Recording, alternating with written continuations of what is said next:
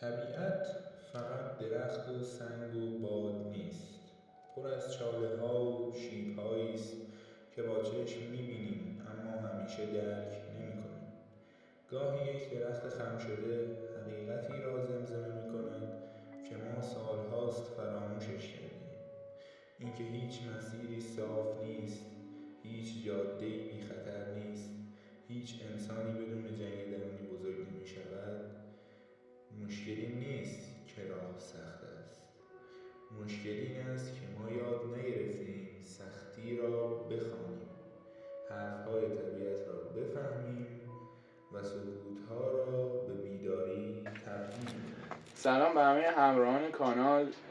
امروز اومدیم اینجا که یه گفتگوی آزاد داشته باشیم در مورد حقیقت، آگاهی و انسانیت.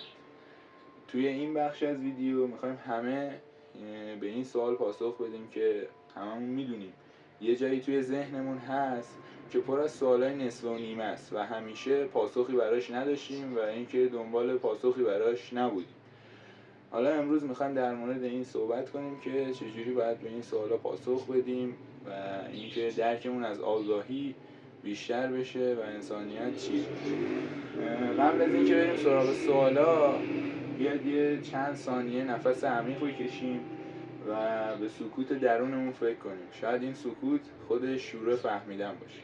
به نام خداوند جانها که هر چه داریم از جان اوست و بازگشت همه به سوی اوست. بعضی اوقات سکوت بلندترین و شیواترین فریاد و صحبت کردن است.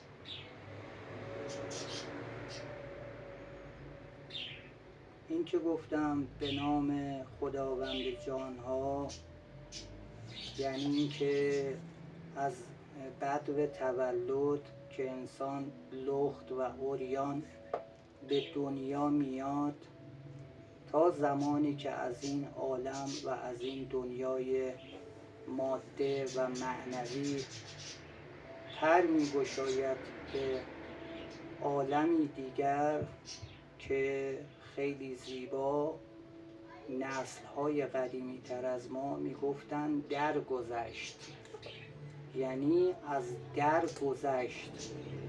کسی نمیمیره، از یک عالمی به یک عالم دیگر سفر میکنه و این در بحث فلسفه، منطق و انواع مذاهب، دینها در موردش صحبت شده که ما عالم ذرات داریم و بعد از عالم ذرات به عالم رحم میاییم و بعد از عالم رحم به عالم ماده که این دنیا باشه شکل میگیریم و در قالب نمایان میشیم.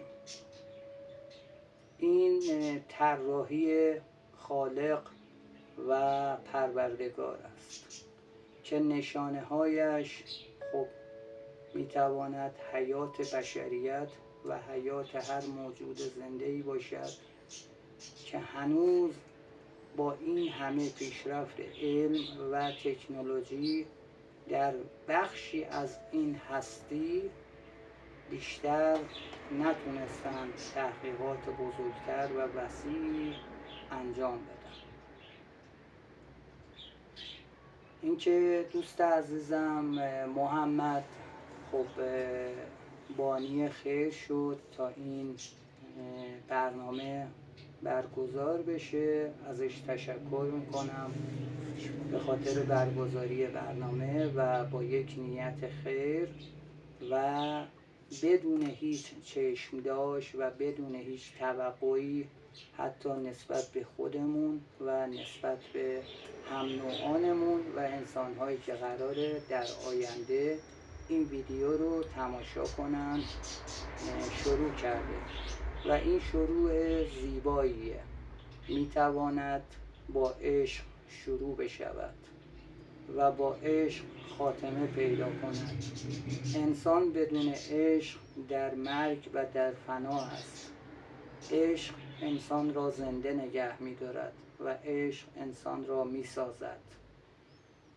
و یک دعایی بود که من خواستم اول برنامه شروع کنم و خب لحاظ کرد محمد که با سکوت برنامه رو شروع کنیم و این سکوت باعث میشه که ما با دنیای پیرامون و اطراف و محیط ارتباط برقرار کنیم و دریافت کنیم فی البداهه و بدون اینکه از قبل نوشته‌ای داشته باشیم، یادداشتی داشته باشیم، به جز سوالای محمد آقا که حالا کمک گرفته از حالا فکرهایی که دیگران دارن و سوالها و تردیدها و عدم شناختی که توی ذهن سایر افراد هست، اینا رو تهیه کرده.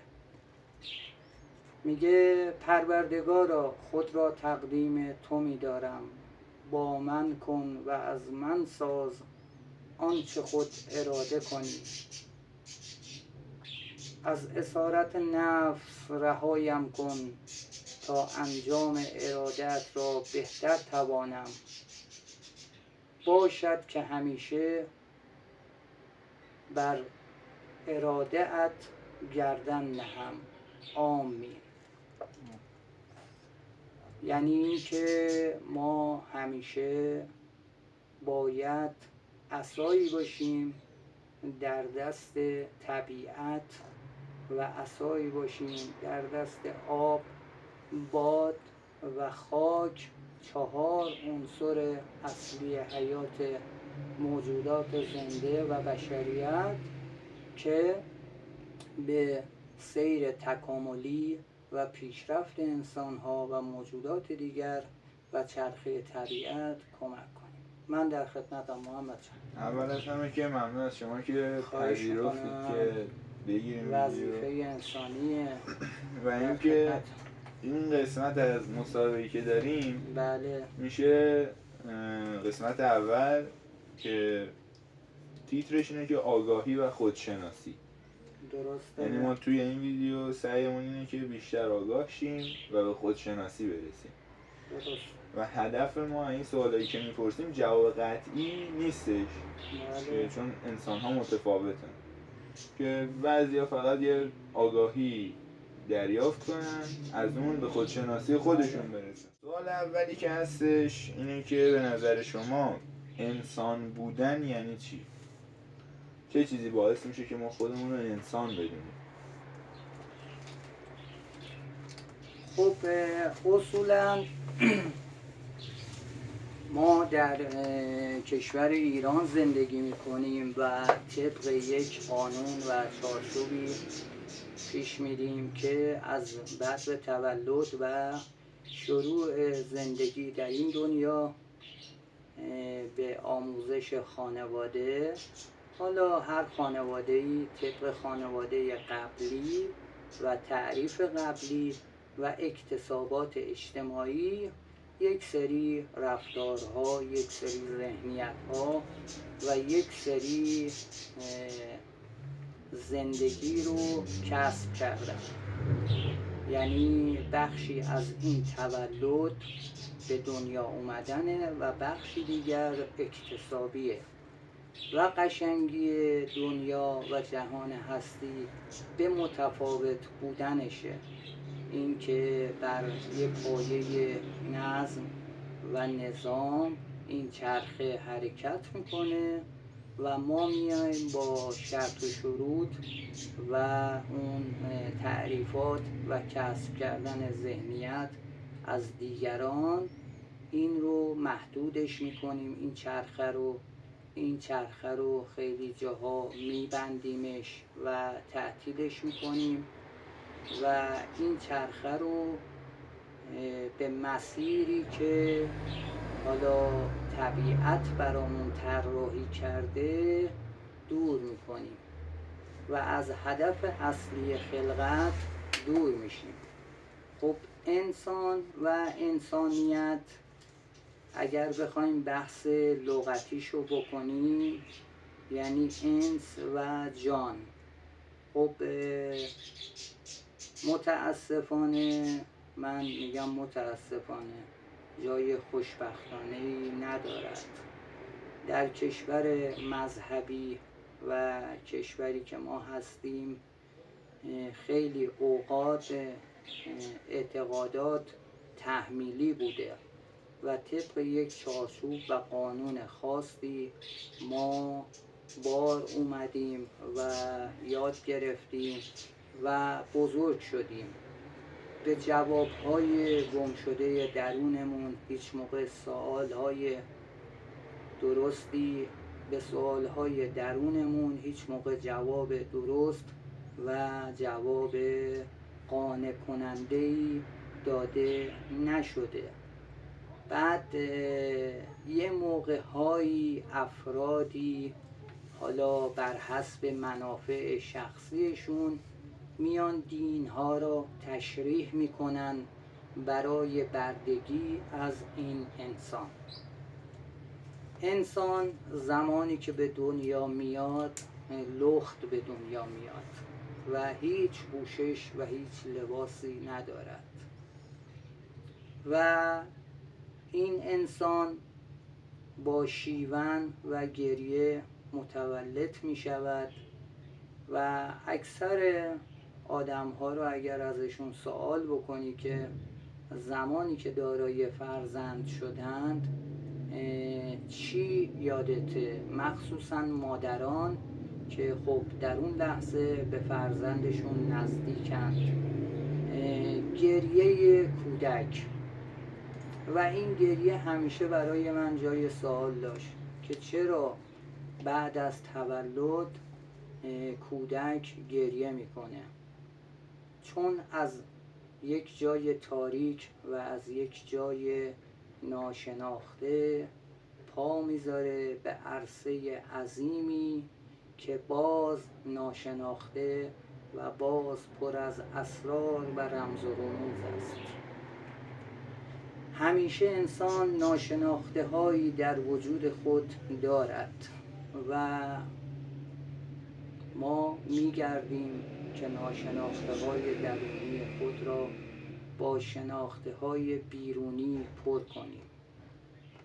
در یک کلمه میتونم بگم که اجتماع و محیط و این تحریف دینی و قانونگذاری در یک کشور میتونه ما رو از اون آزادگی، از اون پیشرفت و سیر تکاملی دور بکنه و از خودمون دور بکنه، به یک محدودیت و به یک ضوابط و به یک سختی تبدیل بکنه. وقتی ما میاییم میگیم انسان، انس و جان، یعنی جانمون که جسممونه، انسمون یک خو گرفته و یک ارتباط ذاتی و طبیعی با دنیای طبیعت و هستی داره. حالا خب اینها چیزهاییه که اکثریت میدونن. تا حالا انسانی نیست که بگه من از جنگل، از طبیعت، از سرسبزی، از کوه بدم میاد، از صدای پرندگان، از صدای آبشارها و جذابیت و نقش و نگارهایی که توی طبیعت هست بدم میاد.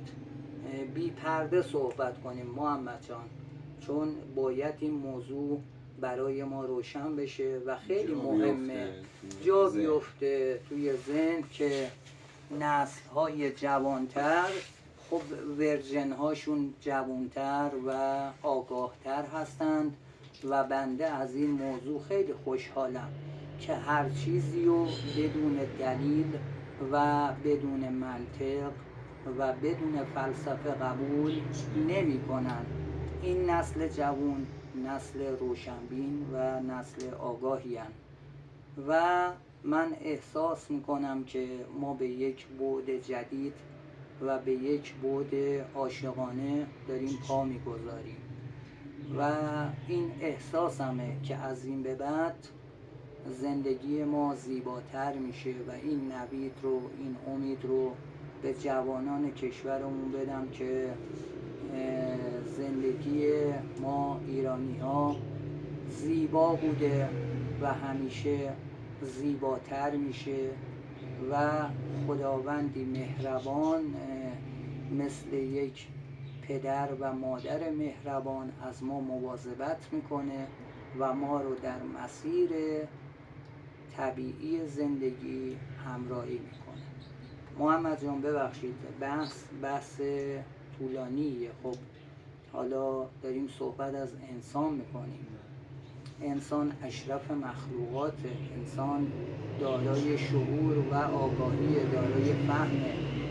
خب اگر این فهم و شعور و آگاهی از انسان گرفته بشه میتونه به مرحله پستی برسه و درنده بشه و یک غریزه و یک خو حیوانی پیدا بکنه که از خون خوشش بیاد، از کشتن خوشش بیاد، از آزار و اذیت دیگران خوشش بیاد که این در خیلی از جوامع آزادانه داره انجام میشه و داریم میبینیم که خیلیا به توسط ناآگاهی و جهل دیگران مورد آزار و اذیت جنسی قرار میگیرن، مورد آزار و اذیت رفتاری قرار میگیرن و شده دنیای ماشینی، دنیای نظامی و عصر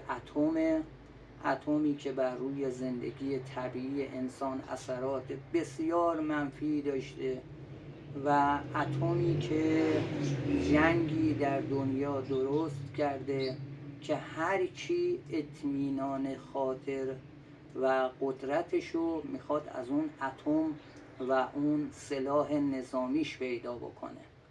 متاسفانه ما خدا رو فراموش کردیم، متاسفانه ما خالقمون رو فراموش کردیم و این خالقی که ازش دم میزنیم نشانه هایی داره که نشانه هاش در طبیعت هست و هر چه بیشتر نگاه میکنیم به طبیعت و تحقیقات انجام میدیم به وجود یک خالق پی میبریم که حالا اگه خواستید توی سوالای بعدی من جوابمو کاملتر میکنم. فقط اینو بگم و صحبتمو تموم کنم محمد جان که خداوند زمانی که انسان رو خلق میکنه به خودش تبریک میگه و از روح خودش درون این انسان میدمه و فطرت و ذات پاک الهی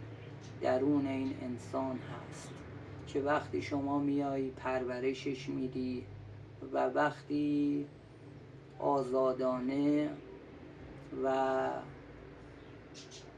عاشقانه زندگی میکنی به قدرت‌های دسترسی پیدا میکنی که از ذهن انسان دوره و بارها در برنامه‌ها در مستندها اینو تماشا کردیم و هممون میدونیم که انسان جزء عجایب و جزء معدودترین موجوداتیه که با هوش و آگاهی و تمرکز اگر پیش رفته تونسته به کهکشان‌ها سفر بکنه و به جاهای خوبی بره. همش انسان در تنش و در یک عجله به سر میبره در عصر جدید و این عجله و این تنش باعث آزار و اذیت و باعث عقب ماندگی از پیشرفت و سیر تکاملیمون شده و به خاطر همین هر انسانی که میتونسته خودش یک خالق باشه و یک قدرتمند باشه عقب افتاده. متاسفانه ثروت رو بهمون میفروشن، متاسفانه خوشبختی رو بهمون میفروشن. متاسفانه زمینی که خدا خلق کرده و برای هممون به قدر کافی روی این کره خاکی زمینی هست که زندگی بکنیم، اینو اومدن از دستمون در آوردن و متاسفانه ابرقدرت هایی هستند، مافیا هایی هستند که با این تعریف ها و با این تعیین کردن های عرصه و حد و حدود ها تونستن نعمت های زیبای خداوند رو محدود. کلام اینه که انسان در زمان حال باید زندگی بکنه، یعنی خیلی خودشو درگیر آینده و گذشته نکنه. این در زمان حال زندگی کردن هم یک مهارته و هم یک تمرکزه که ما میتونیم به قدرت‌های درونیمون و قدرت‌هایی که داراش هستیم در زمان و در لحظه در سنهای مختلف پی ببریم. ذهن ما میتونه خودش رو بشناسه؟ یعنی یه ابزار میتونه روی خودش تسلط داشته باشه؟ برام گنگ این سوال که ذهن ما میتونه خودش رو بشناسه یعنی چی؟ یعنی یک چیزی که برای شناسایی اطراف بیشتر استفاده میکنیم ما انسان ها، میتونیم روی این بذاریم که خودش رو بشناسه، تمرکزی روی خود ذهنی که میتونه دیگران رو قشنگ تحلیل کنه و یه جورایی به شناسایی برسه ازشون، به شناختی برسه، میتونه به شناخت کلی از خودش داشته باشه. به محمد جان، من با ذهن مخالفم، حتی با کلمه ذهن مخالفم. ذهن ساخته بشریته. ذهن جسارتاً حالا از لغتش یعنی مشخصه که رایزنی و ذهنیت درست کردن، حالا چه خودمون برای خودمون، چه ابرقدرت ها و چه حکومت ها و چه گروه ها، حزب ها، توده ها ذهنیت های ما رو می سازن از طریق گوشی، از طریق رسانه ها، از طریق مطبوعات و حالا کتاب ها میان ذهنیت می سازن برای بشر، در صورتی که انسان خودش دارای قدرت، دارای پیشرفته و میتونه فی‌البداهه سخن بگه و از طبیعت، از چرخه طبیعت زندگی رو بیاموزه. خب وقتی نگاه میکنیم محمد جان به گذشته، خب طبیعتاً پی میبریم که موفق تر بودن با اینکه امکانات کمتری داشتند و عذر میخوام حالا سطح تمدن‌ها، سطح فرهنگ‌ها از لحاظ امروز خیلی پایین تر بوده، زندگی راحت‌تری و زندگی با آرامش‌تری داشتن. یعنی آرامشه برمیگرده باز دوباره به همون ذهنه که صحبتشو کردیم. وقتی ما بخوایم ذهنمونو از چرندیات و از برگرفته منافع شخصی و امیال شخصی و نفسانیت‌های شخصی پر بکنیم، دیگه وقتی برای شناخت خودمون و شناخت طبیعت نمیمونه. پس بهتره ما سراغ ذهن نریم. خب پس سوال بعدی هم در مورد ذهن بود که با این تعریف یه جوری جوابش هم دادی. درسته. فرق دونستن و آگاه بودن چیه؟ یا جفتشون یکی هن؟ چه فرقی دارن؟ که آگاه باشی نسبت به یه چیزی رو بدونی.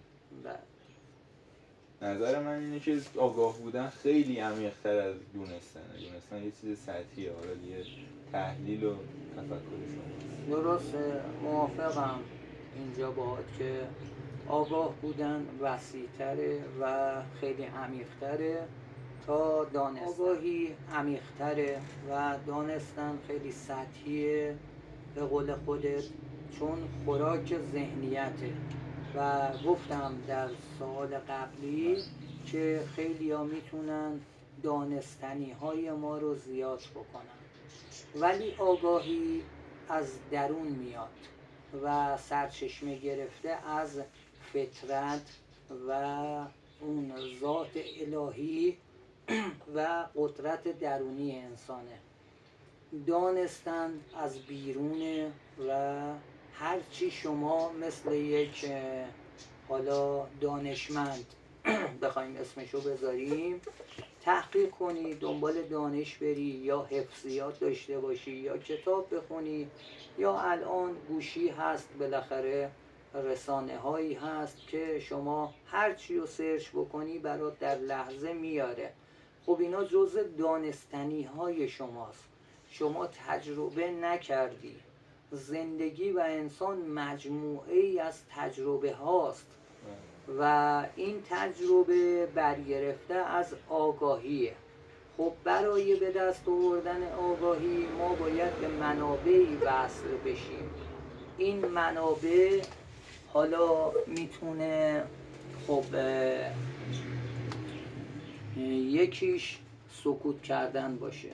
من خیلی موافقم انسان وقتی سکوت میکنه و در طی روز در این زندگی ماشینی وقتی برای خودش میذاره و به صورت حالا چهارزانو میشینه و یک جای ساکت نفس میکشه، نفسهای عمیقی میکشه و به درون خود سفر میکنه، میذاره ذهنهای بیمار و مسموم خودش و آلوده خودش گذر کنه بدون اینکه از اینها بترسه.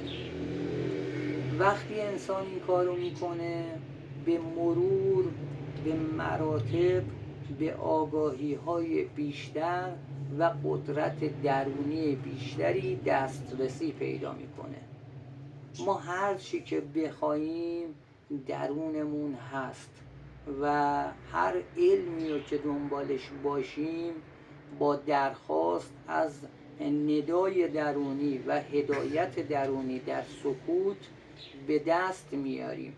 خب من برام خیلی جالب بود مثال بزنم، حالا چون این بحثای طولانیه و شما با مثال راحت تر جا آره با مثال راحت تر جا میفته توی ذهنها و وقت زیادی میخواد برای توضیح دادن بیشتر که انشالله در برنامه‌های بعدی اینا رو تکمیل ترش میکنیم. مثلا کربلای کاظمی در قم دفن هست، در شهری که حالا ما زندگی میکنیم. محمد ایشون نابینا بوده و حافظ کل قرآن بوده و در زمانی که ایشون میزیسته و زندگی میکرده خب امکانات زیادی نبوده که مثل الان آموزشگاه هایی باشن که خط بریل داشته باشن و این نابیناها رو آموزش بدن و یا اینکه به صورت صوتی از گوشی از نمیدونم تلویزیون بخوان اینا رو حفظ بکنن، یا اینکه حالا بحث تفسیرش هم هست که این کربلایی کاظم هم مفسر قرآن بوده و هم حافظ کل قرآن بوده. ایشون خبر میده به اطرافیانش که بنده دارای آگاهی و علمی شدم که حافظ قرآن شدم و تمام قرآن رو از بحرم و حتی معانی و تفسیرهای قرآن رو میتونم در موردش صحبت کنم. خب در اون زمان مرجعی بوده که به دین واقف بوده و حالا دقیق یادم نیست اسم این مرجع رو.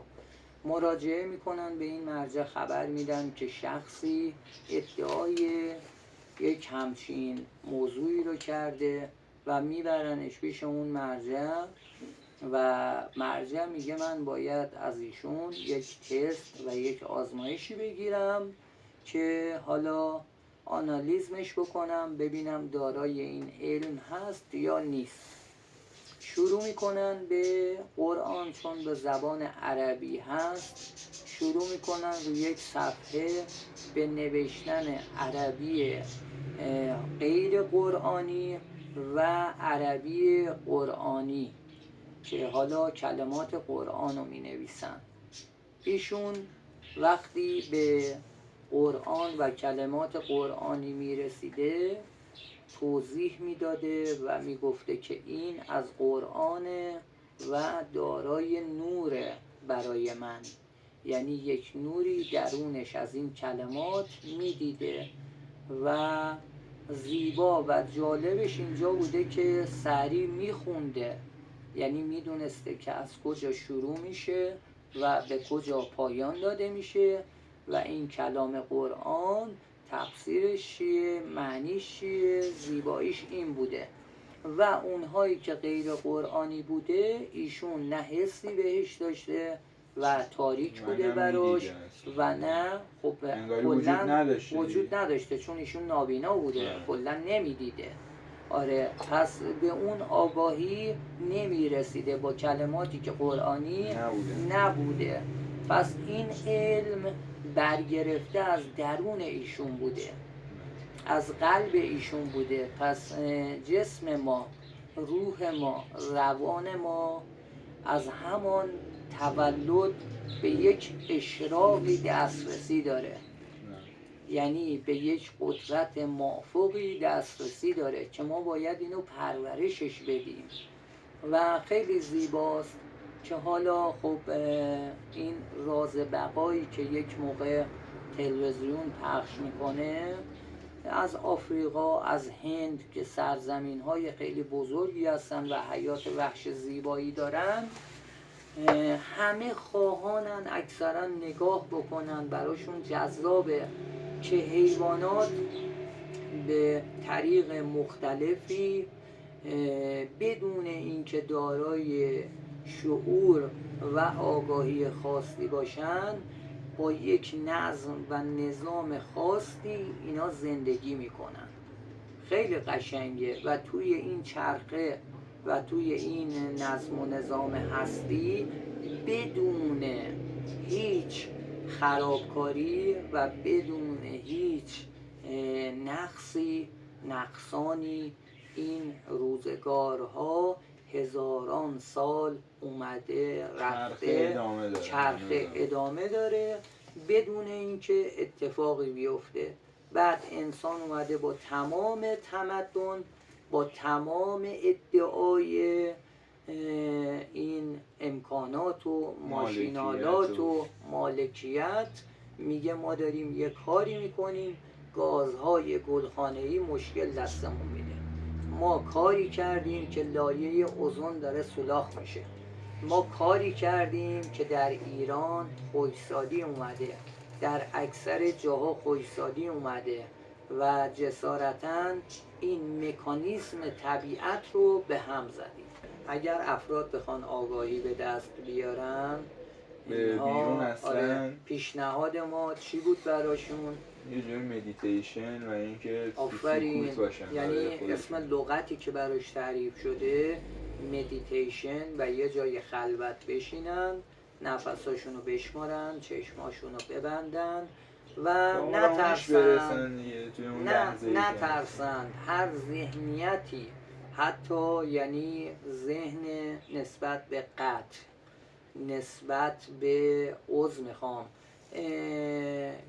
تعریف های بدی که بر ما کردن، مثلا جسارتاً ارتباطات جنسی خلاف شرع، حالا این چیزهایی که برای ما ایرانی ها خیلی مهمه، آره ولی گذراست، آره، یا دزدی مثلا، یا نمیدونم برخورد بد، لحن بد با یکی، بذارن اینها از ذهن گذر بکنه، هیچ موقع نخوان مخفیش بکنن، هیچ موقع نخوان خودشون با اراده شخصیشون، یعنی این ذهن و تسلط پیدا کنن که بگن حواسمون رو ببریم جای دیگه. نه، این اشتباس. بعضی از اساتید مثلا میگن یک شمع بذار یا یک آینه بذار، تمرکز داره روی این آینه شمع. نه، چشم رو میبندی و آزادانه بدون ترس نفس عمیق میکشی. شما به مراتب و روز به روز با تمرین به قدرتی دسترسی پیدا میکنی که دیگه هیچ کدوم از اون ذهن‌ها برات پدیدار نمیشه و امواج و مغناطیس طبیعت که حالا بحث کیهانیه به شما ندا رو میرسونه و یک دنیای عجیب و نعشگی، یک نعشگی طبیعی یا یک شراب خیر و کار خیر و اون ذات الهی که درونمون هست، از این که اون حاله با یک سکوت ساده و با یک خودشناسی که به درون خودمون سفر بکنیم به دست میاد.